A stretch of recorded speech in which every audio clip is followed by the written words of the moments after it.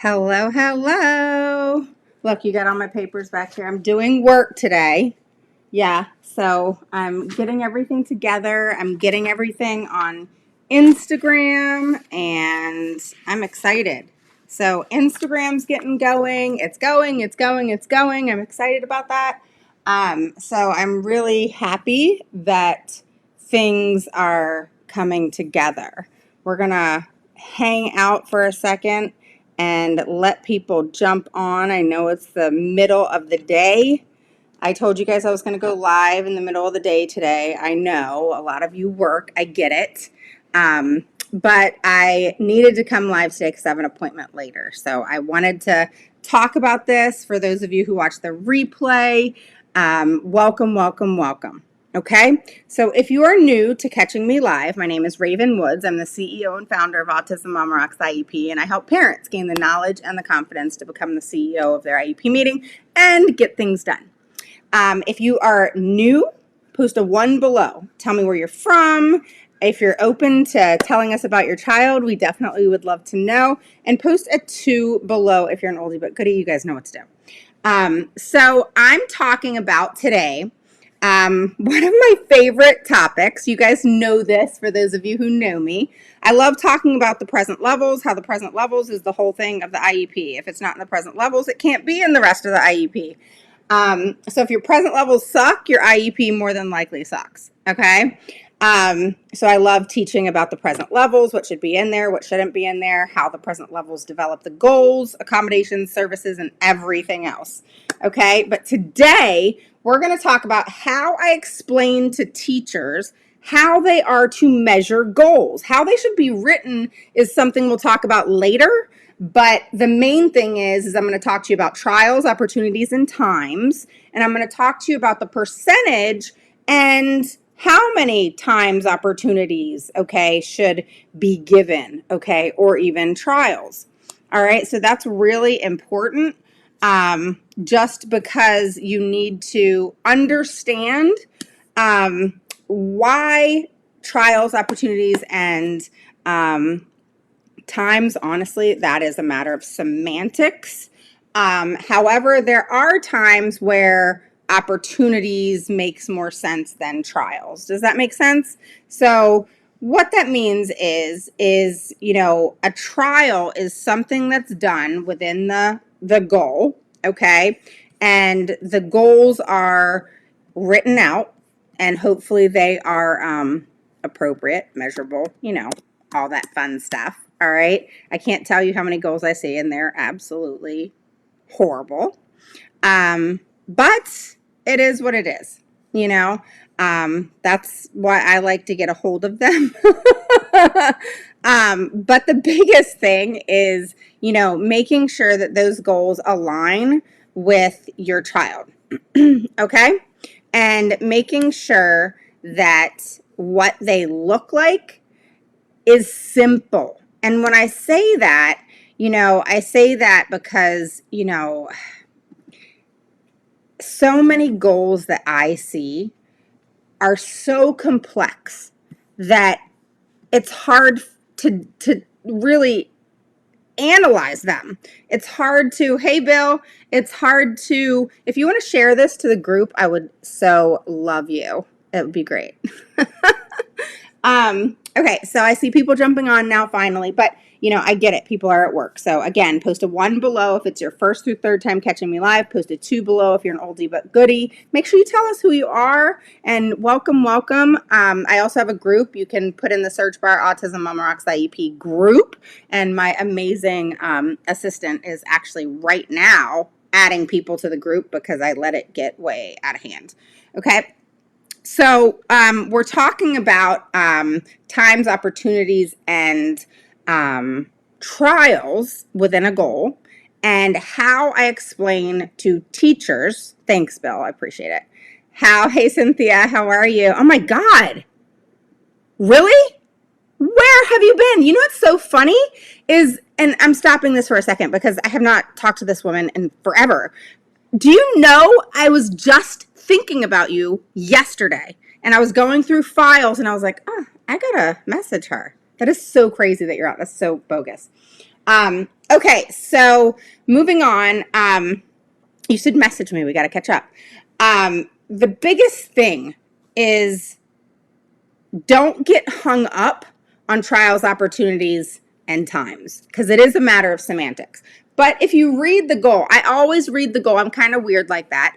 I read the goal over and over and over to make sure it makes sense in my head. All right, I'm going to read a goal to you that I created. All right. And the teacher, and bless her heart, she was very open, thank goodness, to making the change. And she saw what it was that I was doing.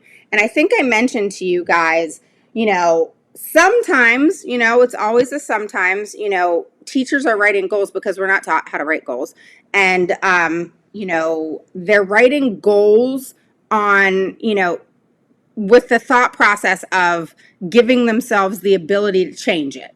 All right. Or leaving that room for question because they don't know if it's going to work or not, which is really honestly human, right? We're going to make something and we're going to make it to where I can tweak it or figure it out or whatever have you, because it makes sense, in the everyday mind, But when you write a goal for an IEP, it has to be what it is. Concrete, in play, make sense, be simple, and not have 50 million goals in one goal. That drives me nuts.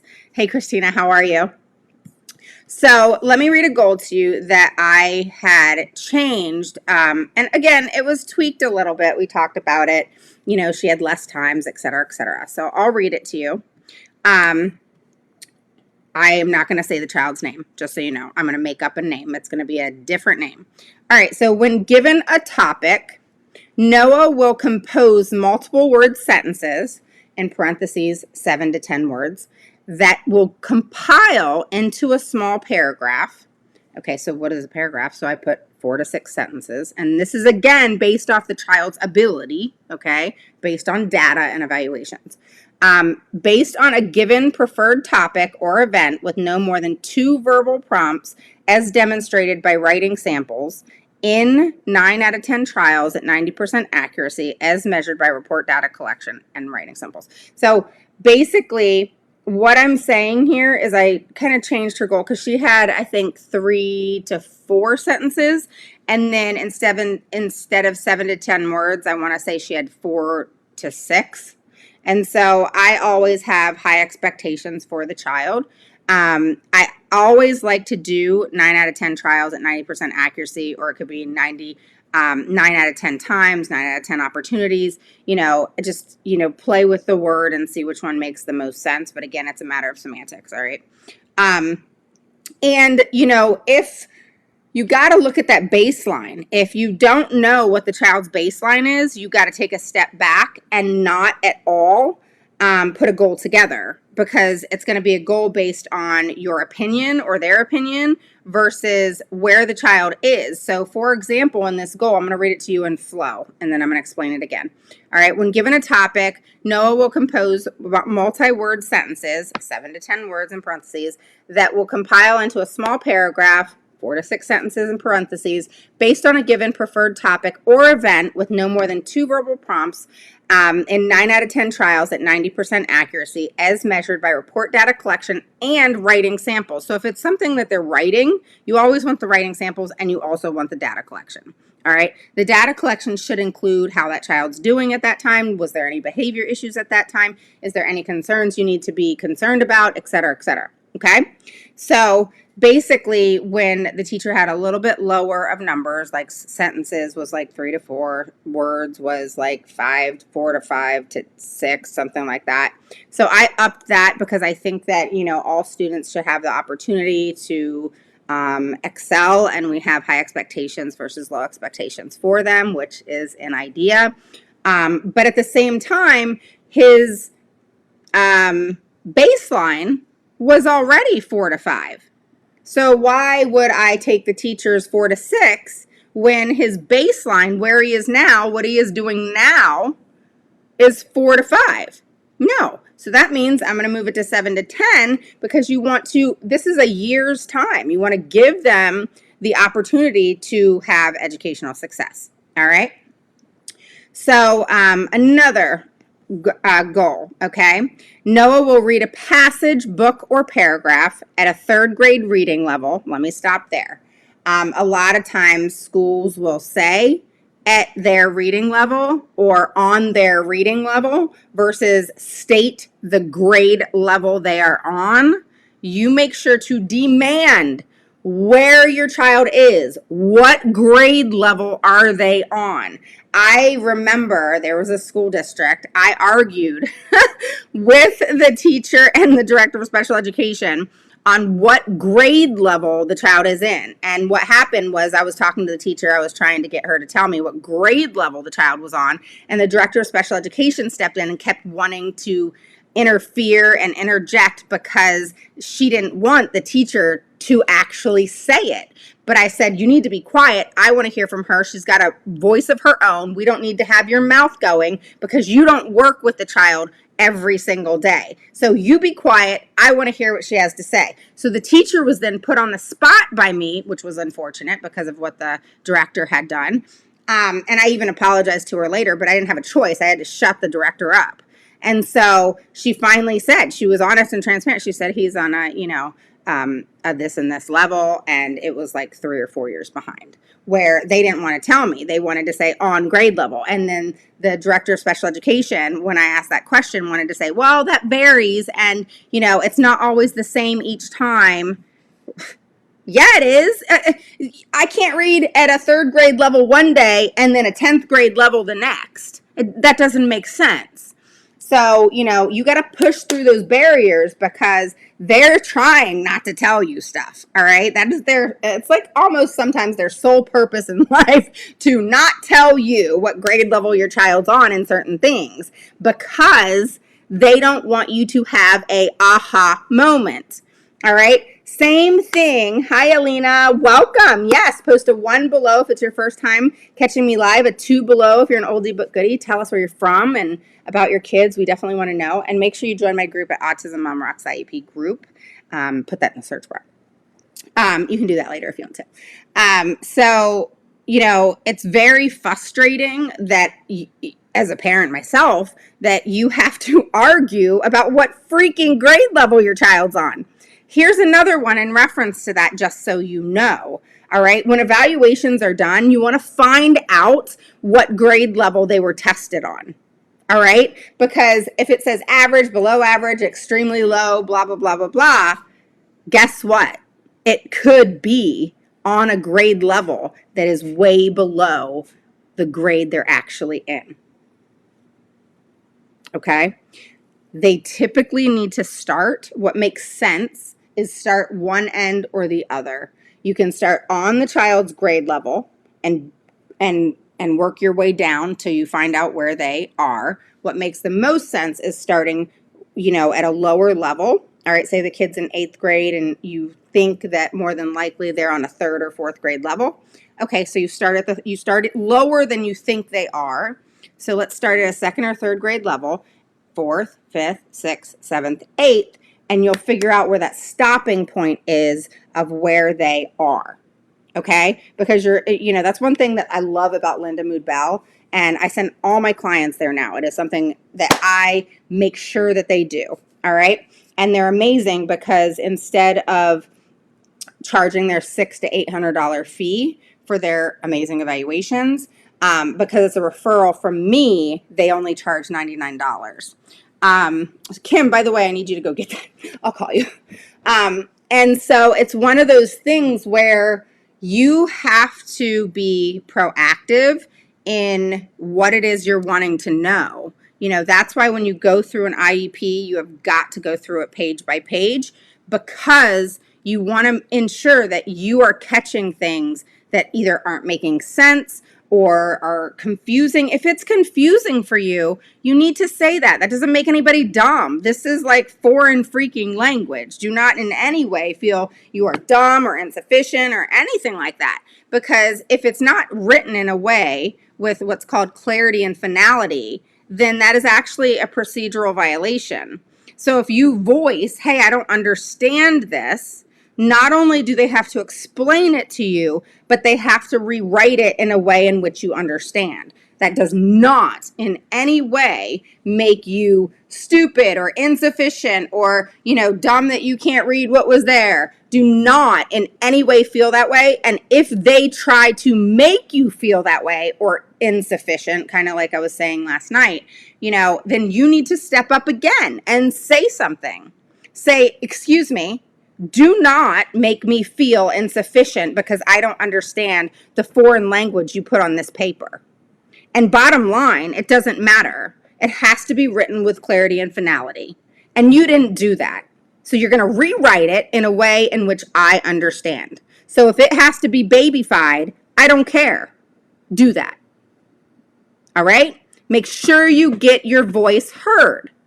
All right? Don't feel, and that's why I say do your IEPs online. That's why I do with all my clients, because you're more vocal.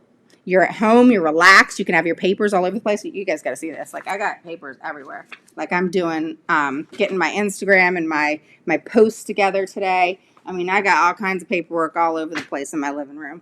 I'm doing a lot of research on more research on the science of reading, and I'm going to be posting things on the decade of reading. Excited about that. It's already been shared to the group. Bill beat you, Aaron. So let's move on. All right. So how I tell teachers, and it's not like I'm telling them, but I'm giving them suggestions on how I want the data measured. All right. Which is super important. All right. You have to know how your child's goal is being measured, and how is it when you get, hey Nicole, when you get that data, you know how it was measured. You know when it was taken, how it was measured, what happened, et cetera, et cetera. All right? So there's no question in your mind that trial, opportunity, or time happened. All right? So let's go with this one. The child will read, and when I say the child, I mean their name. Okay? So just put your child's name in that blank. So the child will read a passage, book, or paragraph at a 3rd grade reading level. Again, always get that reading level put in there. Never, ever, ever let it state on the child's reading level. On, gosh, they say so many different things. On the child's reading level, at the child's reading level, get rid of it. Tell them, I don't understand that. I don't know what at the child's reading level means. Then they're going to come back at you and they're going to say, oh, well, that, varies, it changes, blah, blah, blah, and you're going to say, no, it doesn't. Child doesn't go from 2nd grade to 10th grade from day to day, and they're going to say, oh, that's unreasonable. And you're going to say, no, what's unreasonable is putting something in there that I don't understand. Okay, so let's move past that. And verbally respond to WH questions: who, what, where, why, and how. How always falls into WH questions, by the way. I know that's confusing. About keywords within what she read in 9 out of 10 trials at 90% accuracy as measured by report data collection. All right, so let me read that again in flow, and I'm going to explain to you the trial's accuracy and how I want that measured. All right, so the child, I'll just say my daughter's name, Skylar. Skylar will read a passage, book, or paragraph. The reason I put all 3 is it gives the ability for things to vary, which is fine. A passage that's provided to her, or a book, or a paragraph, whatever. I don't care. I wanted to just have a variety, okay? And then I said at a 3rd grade reading level. So here's the thing is when they start getting caught up on that reading level, this is what you say. You say, look, if they don't want to tell you, that's because they're hiding something. All right. They don't want you to know the reading level, the grade level. All right. You got to learn how to question. If they say something, ask another question. If they say something else, ask another question. Never respond to what they say with, a statement. Respond to what they say always with a question.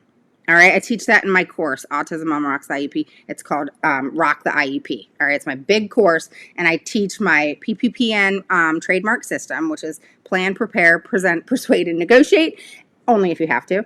And then I also teach about that, all right? And you need to make sure that you're clear on that. All right, so the child will read a passage, book, or paragraph. So I'm giving you what the child's reading. So I'm telling you the child's going to read a passage, book, or paragraph. Do you see how that's descriptive? So you or I, we're not going to question what our child's supposed to be doing. Our child's going to be reading a passage, book, or paragraph at a 3rd grade level. All right, so there's that part. You got to break the goal down. And the child's going to verbally respond to WH questions. So they're going to read a passage, book, or paragraph at a 3rd grade level. Then they're going to verbally respond to you of questions that are WH. So who, what, where, why, how, and data is going to be taken. Okay? So on top of that, my dog's going to bark, my husband's home. Then it says about key words within what she read. All right? So then you break that whole goal down again. The WH questions, all right? So key words within what he or she read, all right? So the key words, all right, are going to be the WH questions. So the child has to, talk about key words about what he or she read based on the WH questions that are asked, all right? And then it says in 9 out of 10 trials, all right? So that means 10 trials are done. At the end of the year, of those 10 trials, the child has to be at 9. And that's why it says at 90% accuracy. All right, so here you go. And then I said as measured by report data collection. So how they measure the data collection. You ready? You ready? All right, listen to this. Write it down. So most school districts are on a 9-week schedule. All right. So every 9 weeks, you're supposed to get what's called a progress report. If you're not, that's a violation in its own. All right. So every 9 weeks, you get a progress report, and that progress report should be supported with data. So every 9 weeks, I want you to get a progress report because in a 9-week period, 4 trials or 4 opportunities or 4 times needs to happen. All right. So again, it's a matter of semantics. So if it's trials, it's trials. If it's opportunities, it's opportunities. A lot of times, like the times part, that makes sense in some situations. Opportunities makes more sense in some situations. And trials make sense in some situations. All right. Again, remember, it's a matter of semantics. So at the end of the day, who cares? But I like to go with what sounds better. All right. Based on what the goal is. All right. So every 9 weeks, 4 trials are done. Okay, so the child is taught for a week and a half to 2 weeks, and then a trial of 10 is done. Okay, so 10 times the child is asked to do this goal. Out of those 10 times, how many did the child get right? So let's say in the first quarter, the child got 3 out of 10 right. Write the data down. Okay, out of 10, 3 were right. All right, now let's move on to the second 9 weeks. All right, so every 2 weeks, and in the first 9 weeks, 4 trials are done. So say the first trial they got 3, say the second trial they got 4, the third trial, say they went back to 3, say the fourth trial they went up to 7. All right, well, did they make 90% at the end of the year with that goal? No, they made 70%. All right. Or really, you have to take the average within those 4 trials. All right. So let me try to write this down, and then I'm going to show you on some paper. All right. I don't even have a pen in front of me, so I'm going to have to do it now. Yeah, I'm going to have to do it with a Sharpie. You guys know I always have Sharpies with me. All right.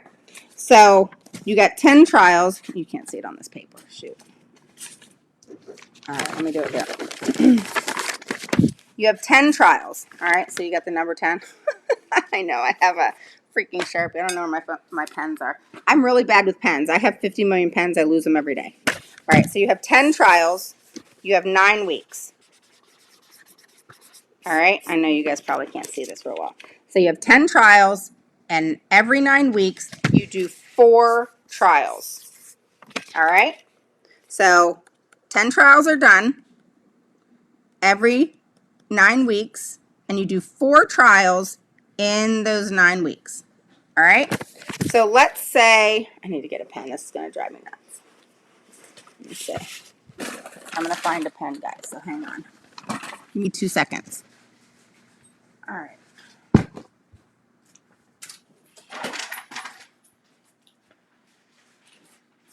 All right, so see, I told you guys I would find a pen. All right. So we have 9 out of 10 trials that have to be done. All right. We're going to do trials this time. You have 9 weeks, the first grading period.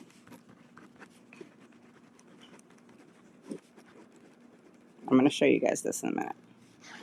All right. And you do 4 trials within the 9-week period.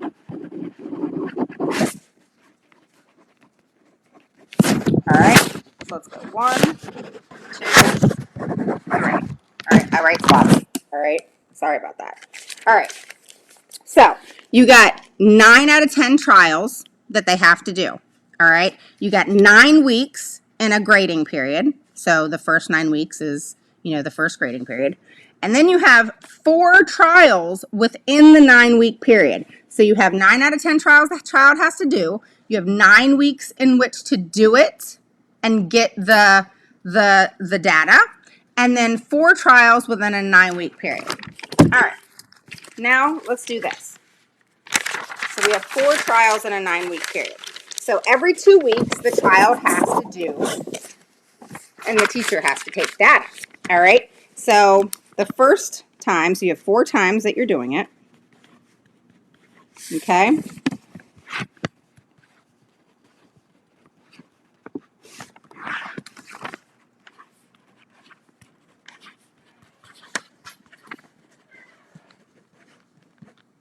All right, so I want to show you how I wrote this. All right, so see I have quarters, or it's in 4s. 1, 2, 3, 4. All right, because usually every year you have 4 quarters. You get 4 progress reports each year, typically. All right, so say the first 2 weeks they did a trial of 10. All right, so 9 out of 10 trials, or 9 out of 10 opportunities, or 9 out of 10 times. That's 10 being requested of the child will read a passage, book, or paragraph, all right, at a 3rd grade reading level, and verbally respond to WH questions that they're asked, all right? So 10 times they're asked, all right? So the first time, all right, that they do it, the 9 weeks, all right, they do, let's just say, 3 out of 10. And say the second time in that 9-week period, they did 4 out of 10. We'll just do 5 out of 10. And then let's just say 8 out of 10. All right. So the first 9 weeks, they did 3 out of 10. The second, they did 2. The third, they did 3. The fourth, they did 8. Does that mean, go ahead and post below, does that mean that because the 4th time they did 8 out of 10, that is what their ability level is? No. So you take the average score out of that 9 weeks. All right. So you have 3 out of 10, 4 out of 10, 5 out of 10, and 8 out of 10. Nope. What, Holly? Go ahead. Tell me what you're talking about. I want to hear what Holly and Christina is saying. Go ahead.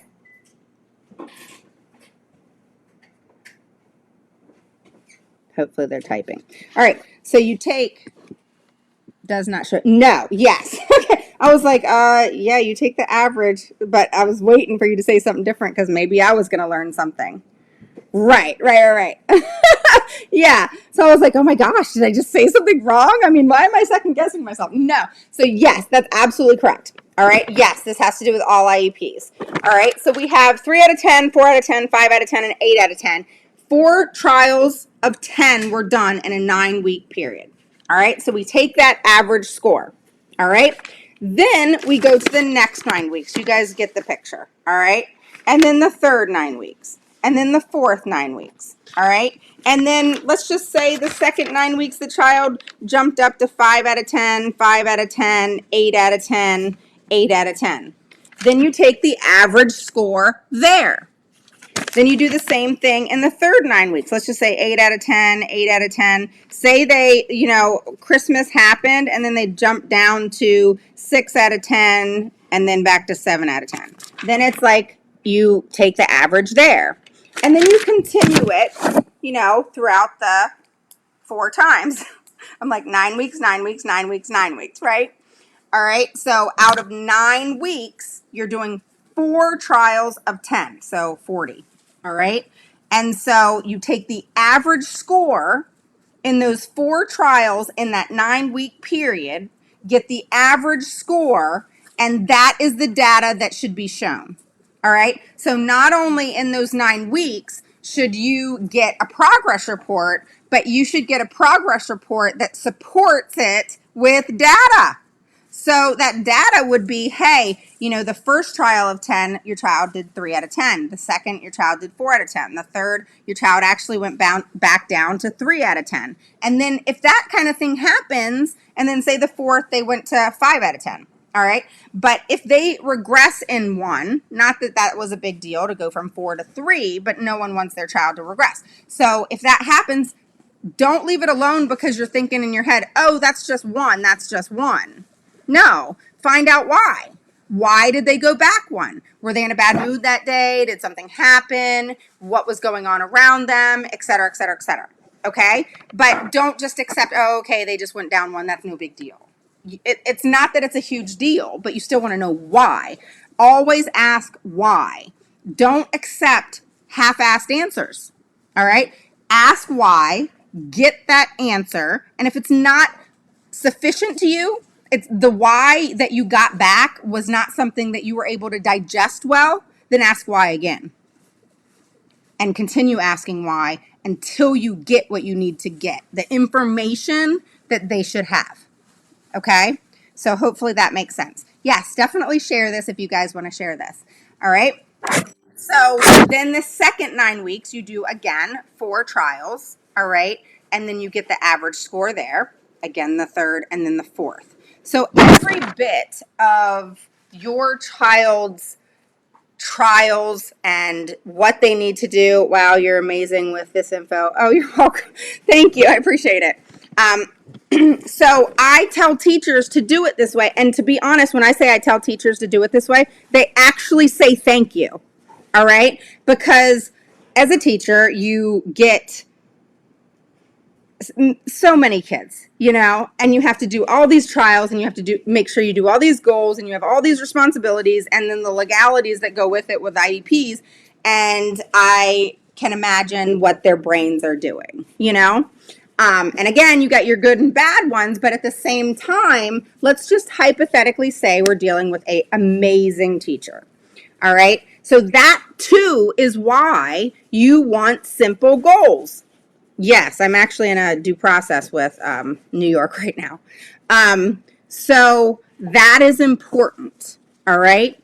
And it's important to make sure that those goals align with that child's baseline, all right? So a baseline should be in the PLAF, and then that baseline, you need to make sure because that gets messed up all the time.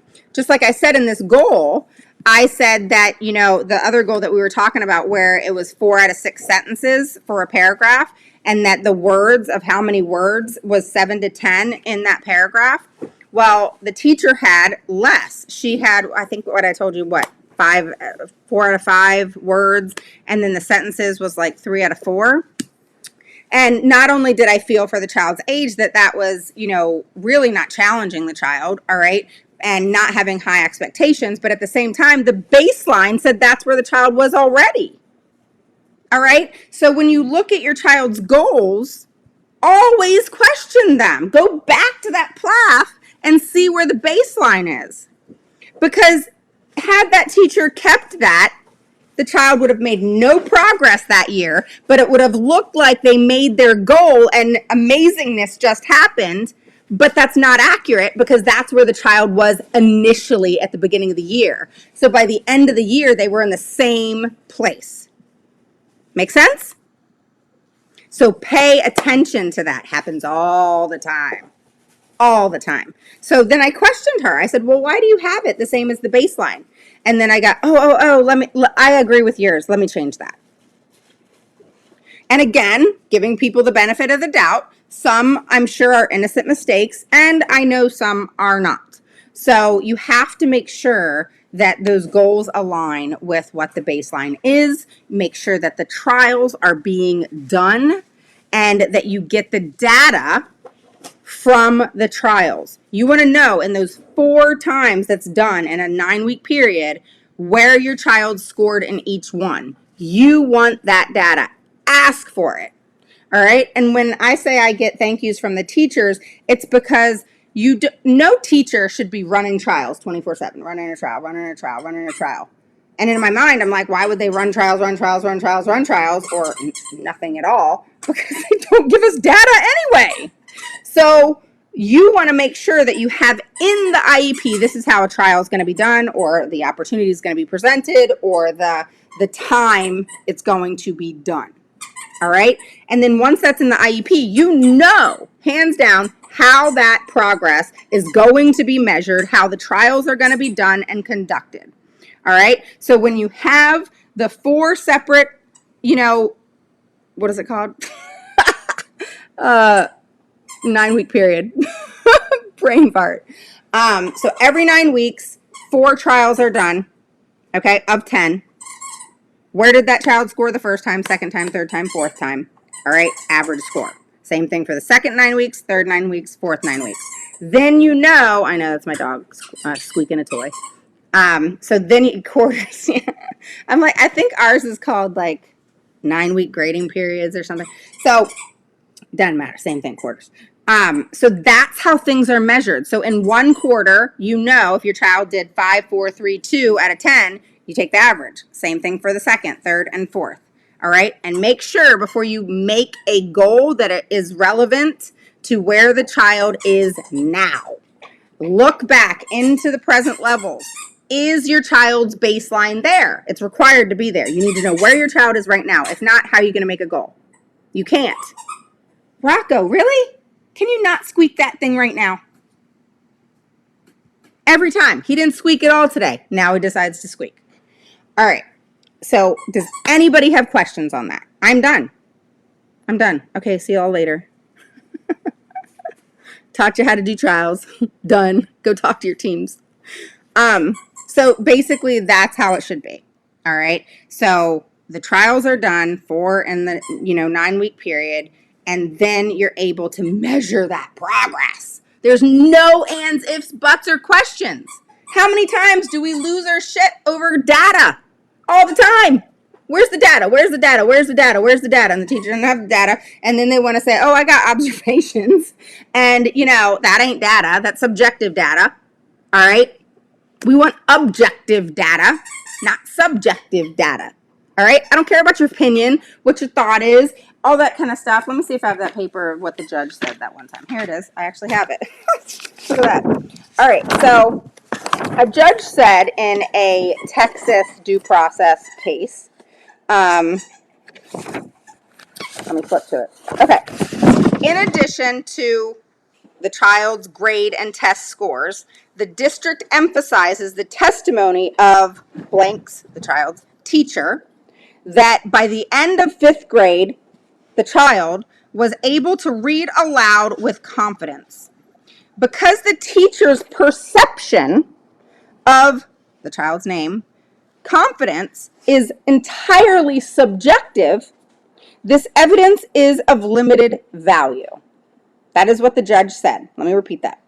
In addition to the child's grades and test scores, the district emphasizes that the testimony of the child's teacher, by the end of the 5th grade, the child was able to read aloud with confidence.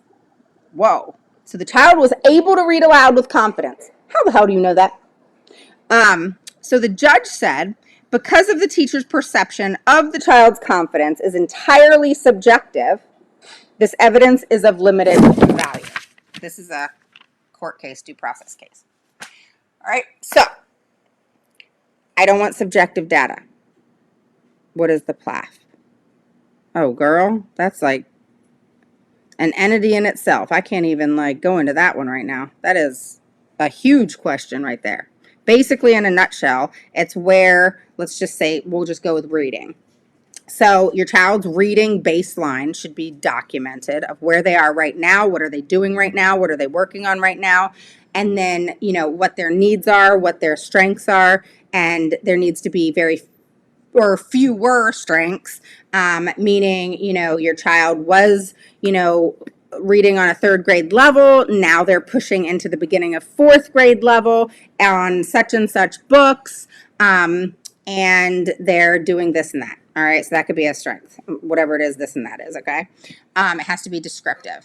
And then, you know, a need would be, you know, due to the child being in 8th grade, being on a 3rd grade level, moving into the 4th grade level, the child is making trivial progress. However, the child is making progress and is working on X, X, X, X, and X, and is struggling with X, X, X, X, and X.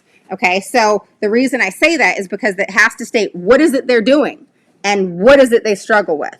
Strengths are what is it they're doing and how is it that they've mastered it. All right, I don't want to hear about strength. I don't like to hear about strengths if it's not mastered. If the child is almost at mastery, okay, tell me about it. But it's not a strength if the child is working towards doing double-digit subtraction with regrouping, but they can't do it. That's not a strength just because they are learning it, applying it, trying it, etc. Does that make sense? So, in a nutshell, the present levels is a child's strengths, weaknesses, baseline strengths, weaknesses. That's the order it should go in. Baseline is where your child is right now. Strengths, obviously, what they are good at, but you want it descriptive. You want it to say exactly what your child's strength is, and by God, I hope it's not swinging on a swing. Then you want it to say your child's needs and their issues are this. All right? So here's an example. Say it says that your child is struggling with double-digit subtraction with regrouping. Well, hello. There is goal number 1, that your child will do double-digit subtraction up to 9, okay? So like a 1 and an, okay, that kind of sounded stupid. Up to 10, okay? And, or 15 or 20 or whatever, okay? But 9 is a good number, so it's double-digit, so it could be like 19 times 36, you know, that sort of thing. You want to stay away from like the bigger numbers, is basically what I mean. That sounded so stupid, so like scratch what I just said, but you get what I'm saying. And so that would be goal number 1. If it says that, you know, your child is, you know, they know so many sight words, all right, well, find out, I have it somewhere, I can let you know, find out how many sight words a child is supposed to know, a typical child is supposed to know in kindergarten, 1st grade, 2nd grade, 3rd grade, 4th grade. There's actually a number of sight words that they're supposed to learn in kindergarten. There's a number that they're supposed to learn in 1st grade, 2nd grade, etc. And find out what that is. Find out what number your child is on. All right? Then you're able to measure any type of progress or regression. So always, always ask questions, all right? Because you got to get to the bottom of anything to be able to see what's going up or what's going down, all right? You cannot, I mean, it's so easy to get wrapped up and pulled in to the things that they say that, you know, sometimes it makes no sense.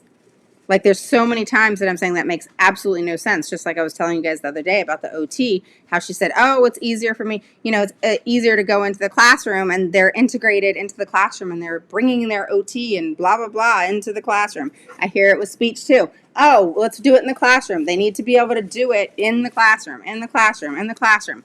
Well, if the child can't do it at all, going into the classroom is not going to help them.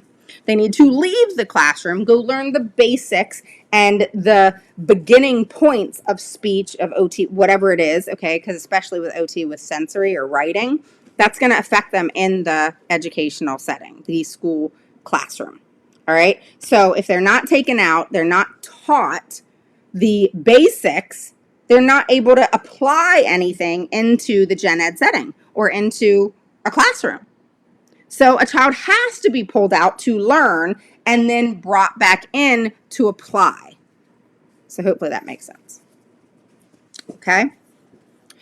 Kristen says, my son made a lot of progress over the summer in speech and is meeting 2 of his speech and communication goals, but we are struggling with just being in full day kindergarten. Do I call an IEP for new speech communication goals now, or just let them focus on the social emotional now?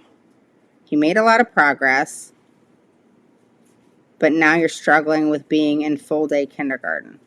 Okay, so being in full day kindergarten has nothing to do with the speech, am I correct? It just is adjustment that he's struggling with in the kindergarten classroom. And I'm going to assume he started school in what, the last 2 weeks? Is that right, Kristen? While I'm waiting on her, I'll go up. He said, but it's fun, Mom.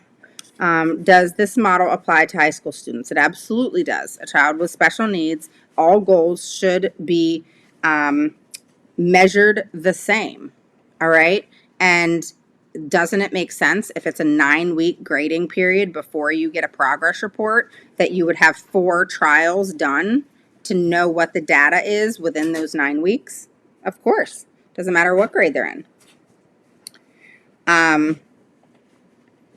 Marlena says, I had an IEP meeting in January and noticed my child's grade dipped in math. I asked why, and they said it was due to missing assignments. Come to find out, about 2 weeks later, I was not being taught math for close to a month. Would this not be a breach of a legal binding contract? No, that would be a violation of FAPE. Okay? That would be not providing a student FAPE, but you have to be able to prove it. So Holly says, so when an IEP is created at the end of the year and they come back over summer, shouldn't the PLAF be redone to have a baseline for a new school year? No, ma'am. So basically, the PLAF is redone for 2 reasons. 1, at your annual, based on data, what I just went over. Or 2, they met that goal early and it has to be redone. Okay? There could be a third, which is the child just absolutely, there's no way the child's going to do it. They can't do it, et cetera, et cetera. But in my mind, I've never had to do that. In my mind, if that's done, then whoever created those goals did not have a baseline.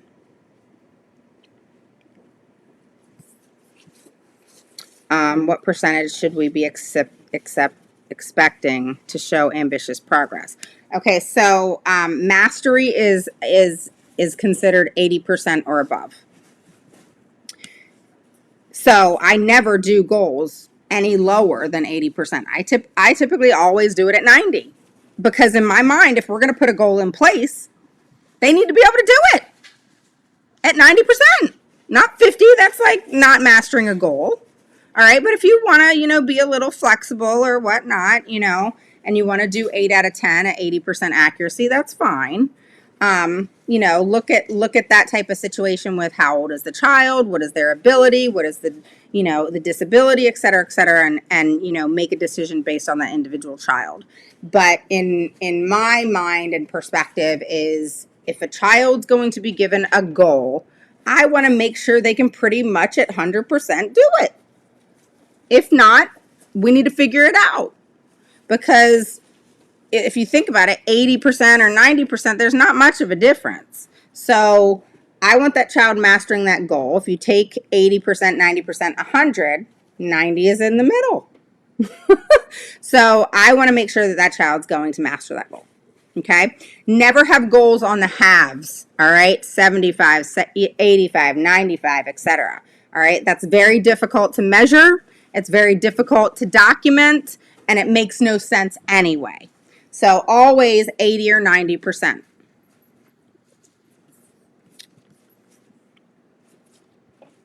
Thanks, Sabrina. Simply show work and progression, but not enough data. It doesn't mean that what their ability is. You average, that's right. Is this applicable to IEPs? Yes, it's all applicable to all IEPs. Yes, thanks, Erin. She posted my course, the link, so if you're interested. Bill.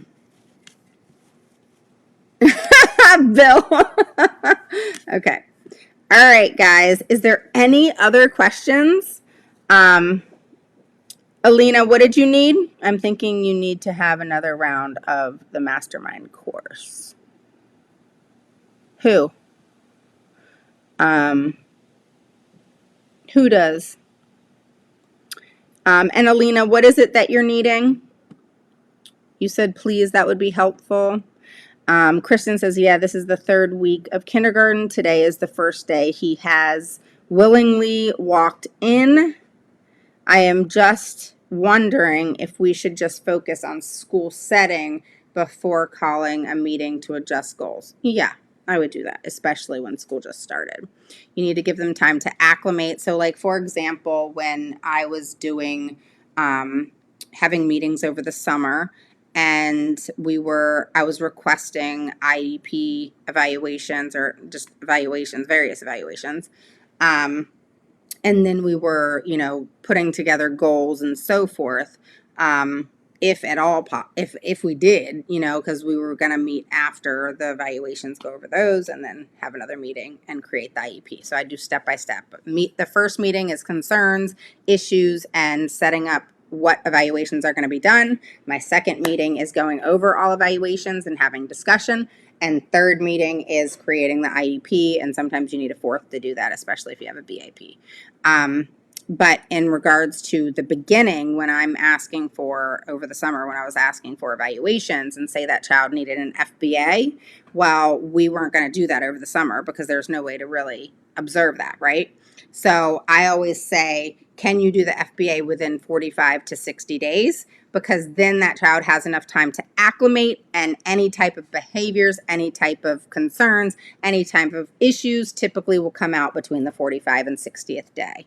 So, like within the first 30 days is when they're just getting acclimated. Typically children are on their best behavior. They're just trying to figure it out. But then again, there's some students who just lose their mind just going back into school if they weren't in ESY because it was such an adjustment. So all kids are different. But if the child's having some social emotional issues, I think maybe you might want to go back to the table and amend any of the goals that are in place that are for social emotional. Because obviously the child needs a little bit of assistance in being able to cope with such a change at kindergarten. Rocco? So you want to make sure that you have that into play. Or don't go adjust goals, go add one, for social emotional. Okay? All right. You're thinking I need to have another round of the mastermind course. Oh, you're saying that to me. Yeah, I'm putting a mastermind course together because that was what? We did that for 9 hours for 2 days, something like that, of me teaching you guys the present levels, goals, how to write goals, all that stuff. So I'm going to create another course on top of my mini course of accommodations, modifications, and services. And then, we got my big course. So I'm creating another course or what I might do, Erin, is throw that into the big course. What I might do. Thank you. Yeah, I do. I do mastermind courses. Yeah. But you might want to start with my big course first because you need to have a good understanding of things, or you're not going to, it always will benefit you, but I think you need to have a really good understanding of the whole process. So hopefully that helps. All right, guys, have a wonderful day and evening. And hopefully this helped. Hopefully it gave you some, insight on how things should be measured, how you guys should be receiving that data. Oh yeah, I've worked in 46 states so far, Alina. Yep. And believe it or not, I work in my state very little. But yeah, I've worked in 46 states so far. Where are you located? But you can also message me on WhatsApp. So Erin will post that so you guys can message me on WhatsApp. I am taking 4 new clients come the end of September, first week of October. So message me in reference to that. Okay. So, okay. So, definitely reach me on WhatsApp. Definitely let me know if you're wanting to address that IEP and get it on point. You are so welcome, Marlena. All right, guys, have a wonderful day, and I will talk to you soon. Bye-bye.